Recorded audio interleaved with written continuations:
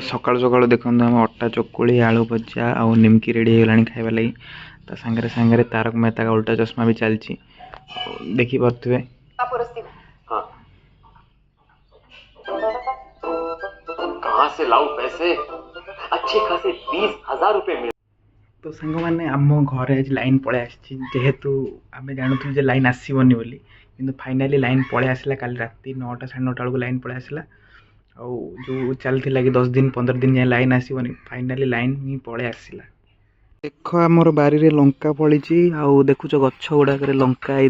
गोटे ये पूरा पेन्था हो केते बढ़िया बढ़िया बारी लंका हूँ भल बारी पनीपरिया खाइब देह सब ठीक रहिबो बुझिले